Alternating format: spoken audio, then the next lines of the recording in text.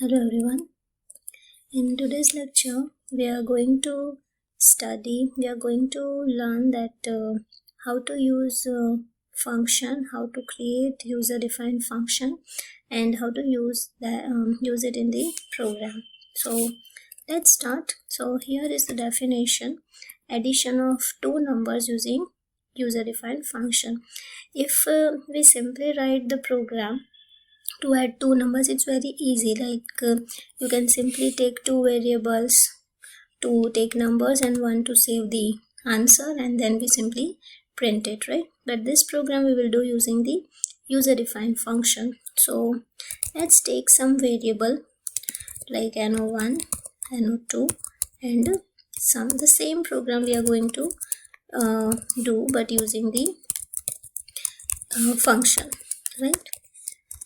So enter number 1, then we will take the values, we'll store it in variable. The same thing for the second number and this, and sum. So here we have a function, we are creating the functions called sum. Let's see that how does it work actually. I have already taken variable named sum, and I am also taking the function sum. So in this lecture, basically we are going to deal with the errors, right? So you can get an idea that what type of errors can be occurred during the while you are performing this type of program. So here I am just calling the function, and this function will not return me anything, right? I just want to do the sum. So this function is not going to return anything. I'm simply calling it. So this is the calling. So of course we know that we need to declare it. Because this function is not going to return anything, the return data type would be void, and this is the function declaration.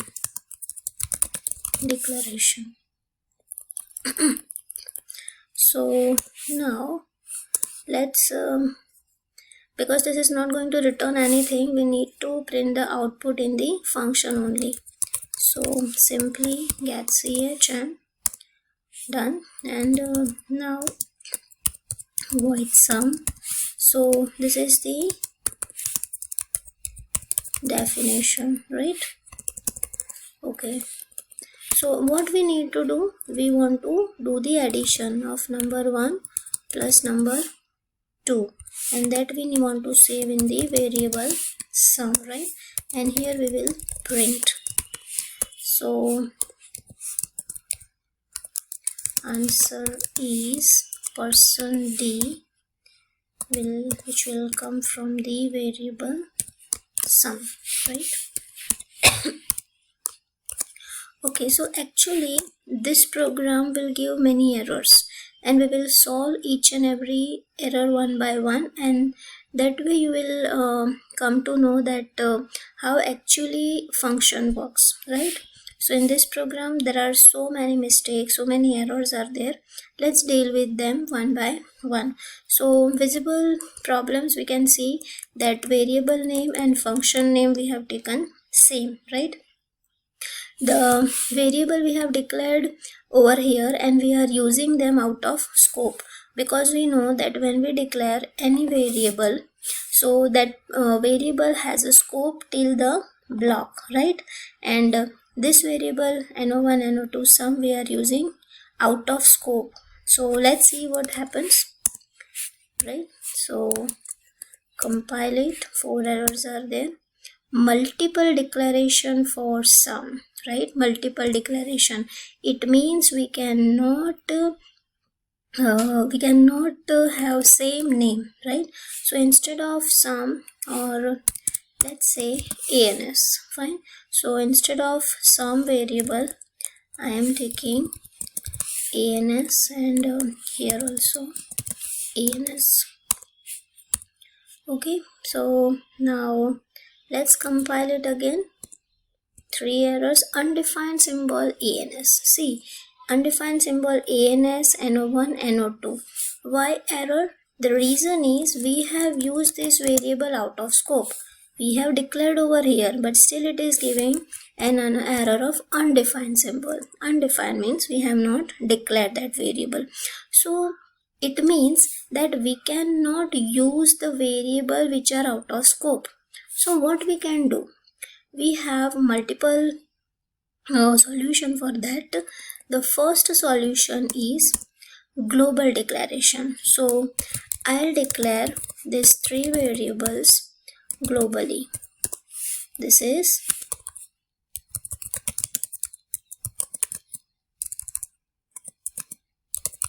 global declaration, and I am just commenting this, right? Or let me delete it, right? So now see, the program is the same, right? We have we are taking the values, or everything is same, but now because we have declared these three variables globally, means we can use these three variables anywhere in the program. So let's compile it. No errors. Let's run it. Okay, perfect, right? So this is the concept of global declaration. Here one thing, some points we have learned, like global declaration part, then how to declare the function, how to call the function, and how to define the function, right? So we will modify the same program in next session. Fine. Okay, so that's it for this session.